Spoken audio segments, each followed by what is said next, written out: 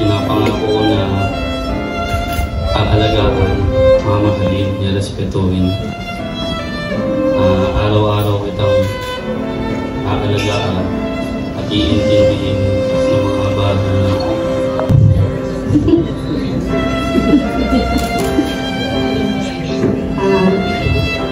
ang dami kong sasabihin. Pero naiiyak na ako.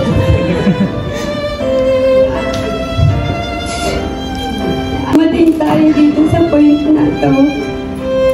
Kahit thankful ako kay God kasi yung pinag-pray no.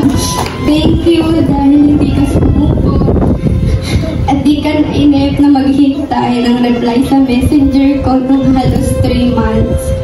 Tatayo siya ng tahanan na nandoon yung lalaki at babae.